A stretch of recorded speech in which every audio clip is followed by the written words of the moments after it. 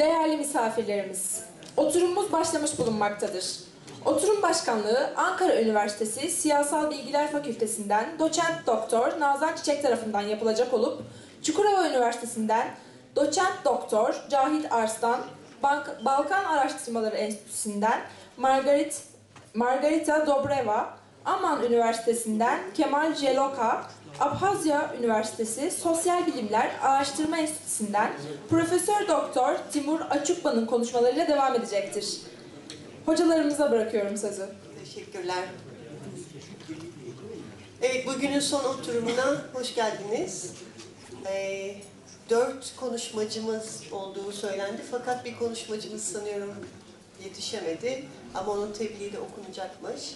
Yalnız süremizi aşmış olduğumuz için halihazırda konuşmacılarımdan ricam 20 dakikayı hedeflemeleri ve 25 dakikaya doğru giderken kendilerine şöyle bir son 5 dakika ikaz yapacağım. Sonunda da yine sorular ve cevaplar kısmıyla bitiririz. İlk konuşmacımız Çukurova Üniversitesi'nden Doçent Doktor Cahit Arslan, Göçten Soykırıma Çerkes Gerçeği adlı tebliğini sunacak. Teşekkürler hocam.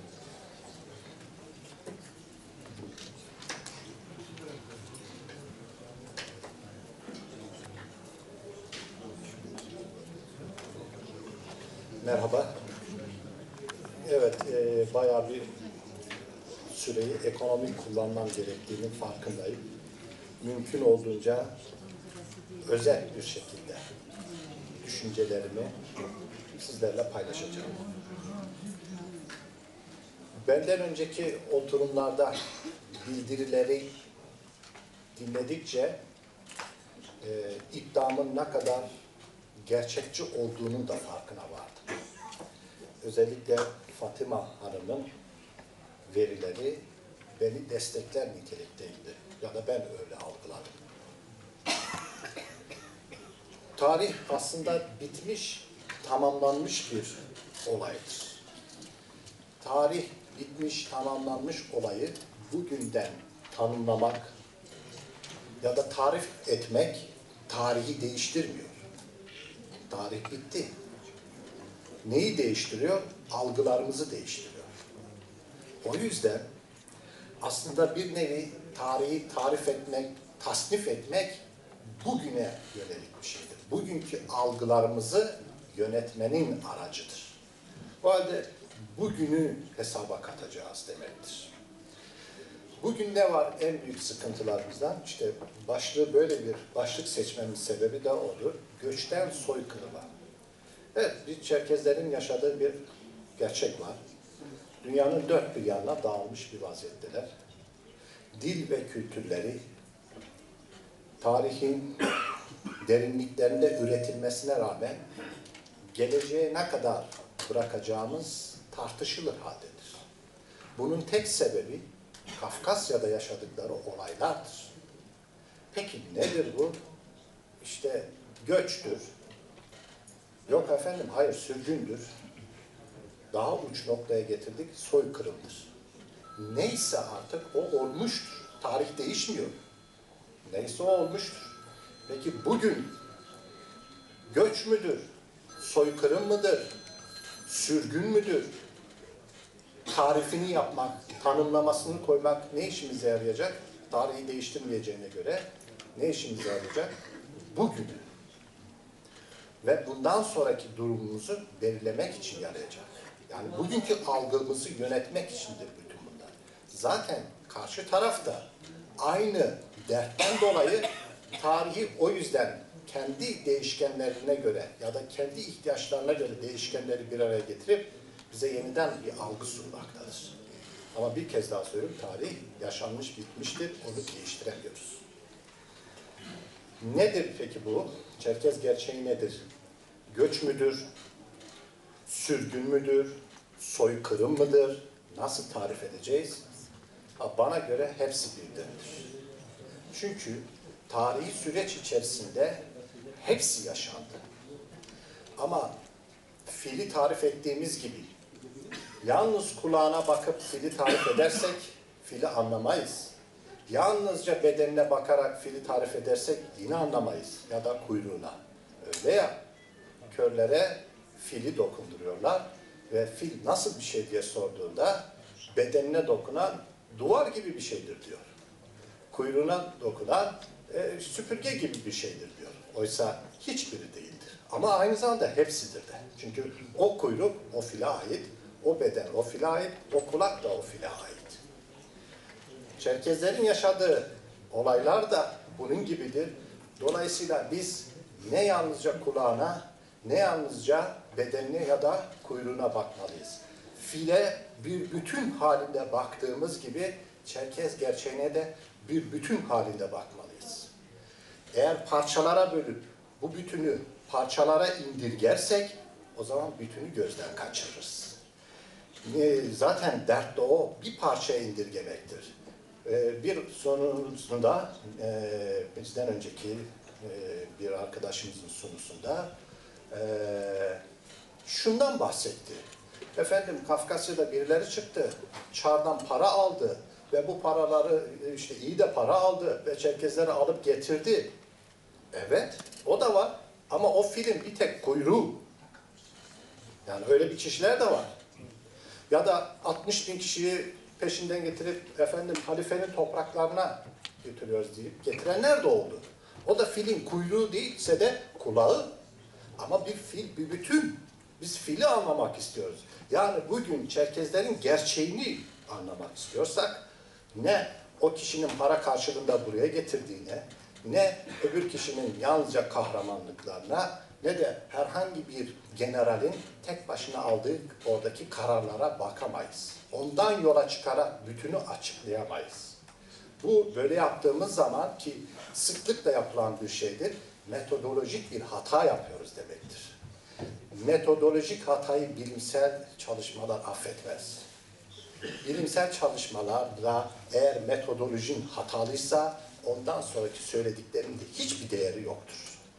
O halde metodolojik hataya düşmememiz lazım.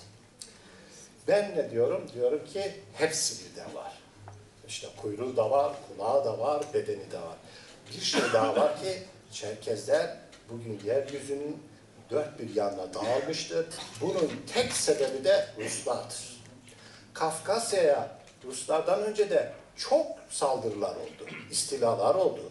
Ama bugünkü sonuçlara yol açan şey Rusların Kafkasya'ya gelmesiyle başladı. Bu planları uygulayanlar onlardı. Ve bu planları uygularken neler yaptıklarını meğersem gizli gizli planlar içerisinde yürüttüklerini bizden önceki konuşmacılar söylediler. Evet, neler var? Göçle başlayan bir süreç var. Bir dönüm noktasıdır örneğin benim için Edirne Anlaşması. 1829 Edirne Anlaşması adeta iplerin koptuğu zamandır. Edirne Anlaşması'na kadar gelene kadar yine Igor'un bildirisinde sunulduğu gibi Çerkezler turistik geziye mi çıkmışlardı? Hayır. Ondan önce de savaştılar. Ve hatta Igor'un belirttiği gibi Şamil daha doğmamıştı bile. Yani bütün oradaki kahramanlıkları da yalnızca Şamil'e de indirgeyemeyiz. Yalnızca da Müridizm hareketine indirgeyemeyiz. Bunlardan bir tanesi de kendi ailemdir. Benim ailem Bestene'dir ve Sımha ailesidir ve en uç noktada bulunan ailelerdendir. Cankat abi buradadır. Kendisinin de verileri ellerindedir. Destekleyebilir. Sürülmüş gelmişlerdir. Neler vardı burada? 1829 Edirne Anlaşması'nda adeta Ruslarla Osmanlı'nın sanki babalarının malı gibi Kafkasya'ya aralarında üleşmesi vardır. Sıkışmış olan Osmanlı, hadi kardeşim Kafkasya'yı size veriyorum demektedir. Ama yeryüzünde bir tek Ruslar ya da Osmanlılar yoktu işte Kafkasya'da. Kafkasyalılar vardı, Çerkezler vardı ve bunları kabul edecek durumda değillerdi. Direndiler. Direndiler, yenildiler.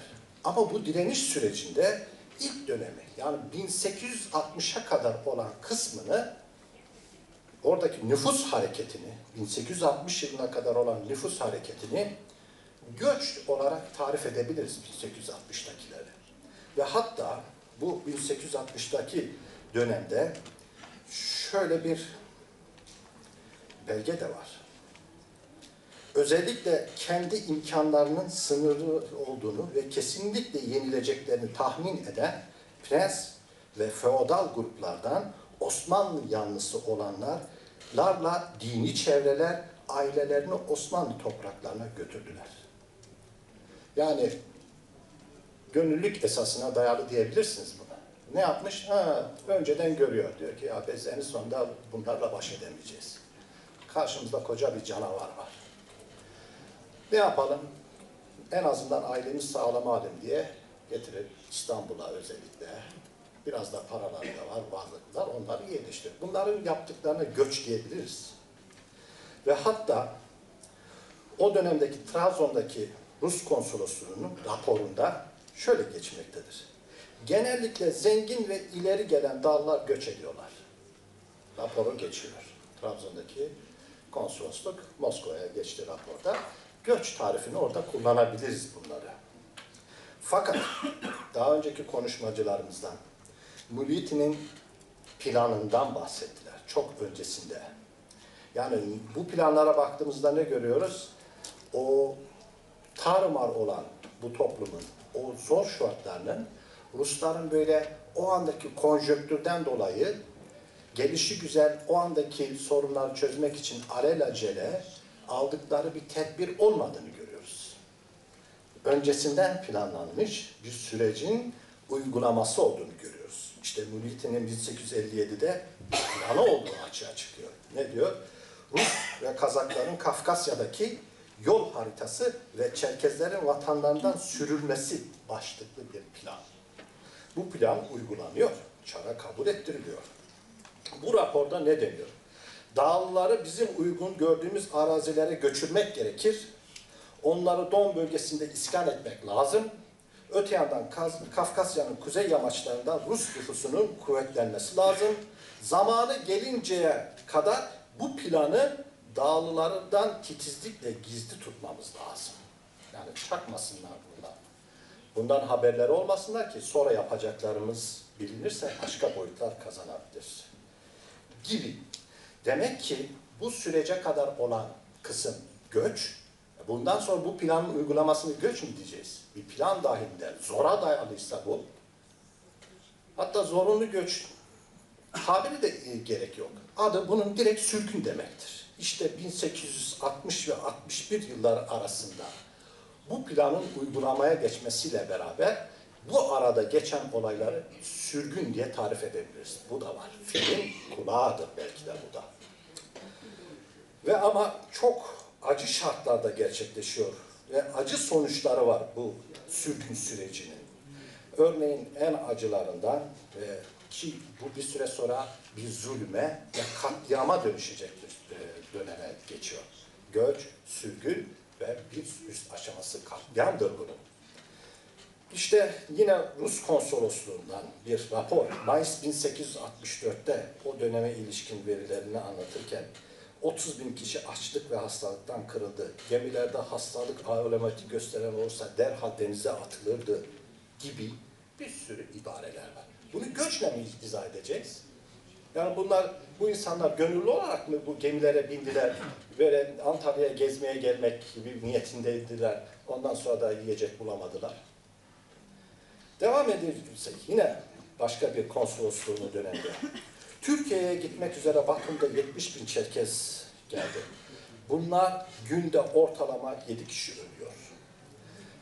Trabzon'a çıkan 24.700 kişiden şimdiye kadar 19.000 kişi öldü. Yarısından fazlası bir böcek gibi adeta tarumar olmaktadır. Bunu nasıl göçle izah edeceksiniz? Sürgün koşullarının ne kadar kötü şartlarda olduğunu birçok belgesi mevcuttur. Ben kısa geçeyim çünkü süreci iyi kullanmak lazım.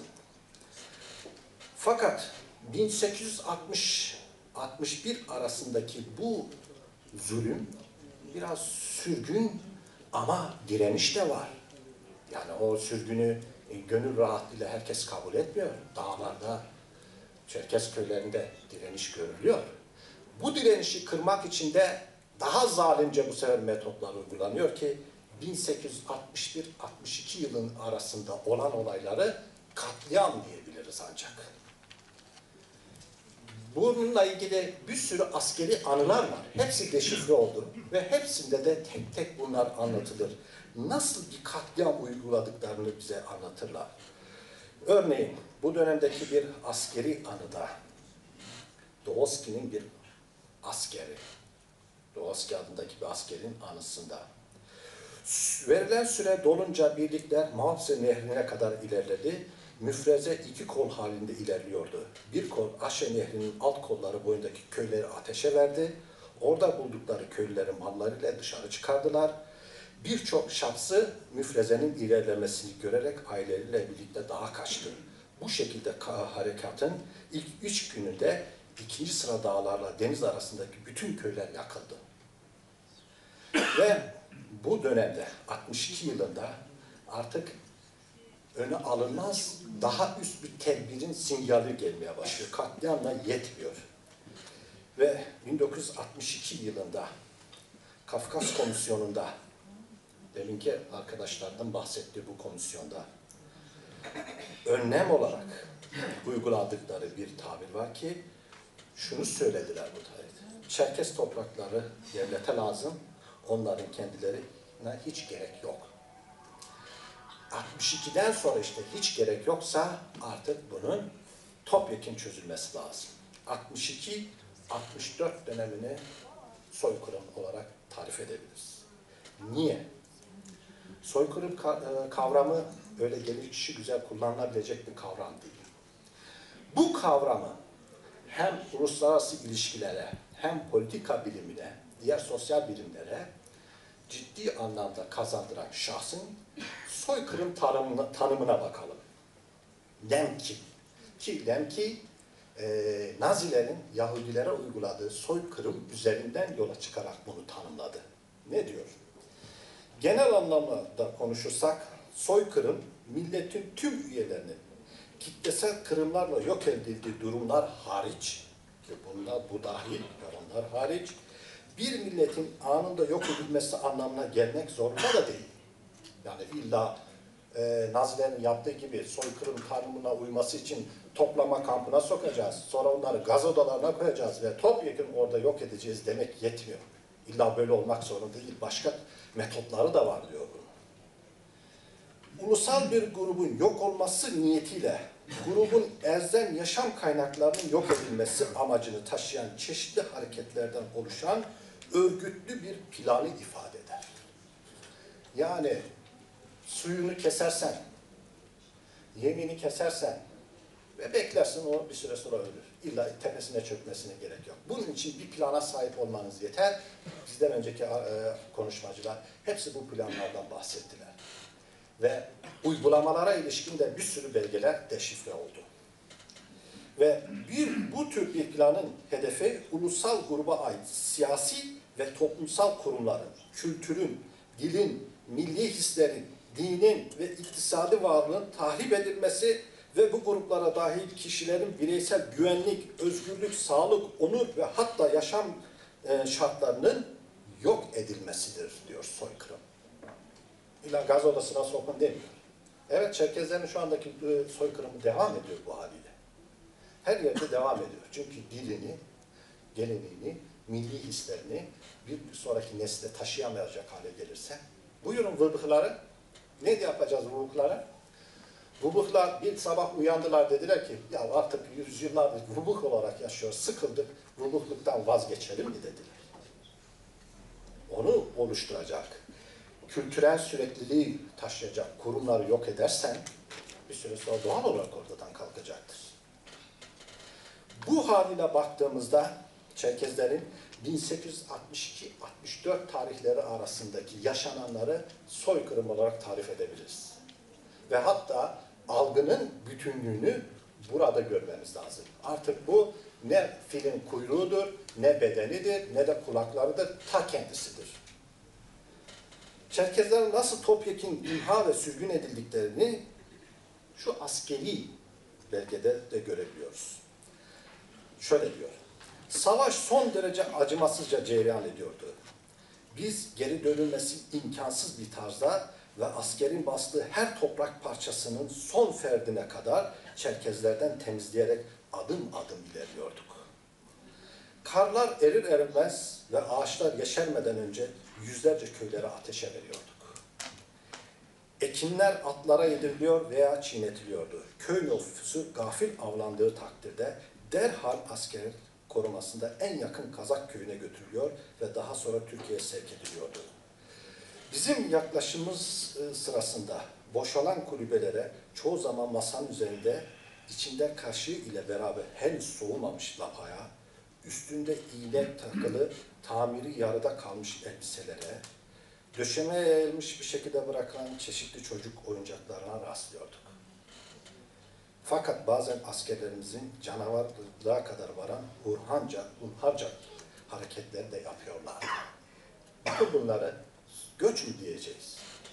Yani göç edecek, tamirini bile yarım bırakacak, lapasını bile yemeden bırakacak ve evini terk edip gidecek. Bu nasıl göç? Yine bu dönemdeki yani soykırımı artık topyekun ortadan kaldırmaya yol açacak şartların neler olduğunu Berje bile yine bizden önceki konuşmacılar söyledi ki Rusların resmi tarih yazıcısıdır ona rağmen.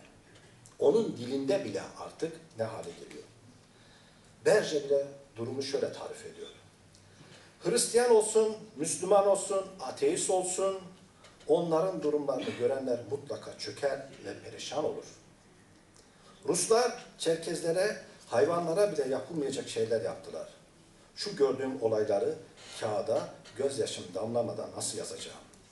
Kışın soğuğunda, kar yağmur altında, evsiz, yiyeceksiz, elbisesiz bu insanların durumlarını tifo ve çiçek hastalığı daha da kötüleştirmektedir.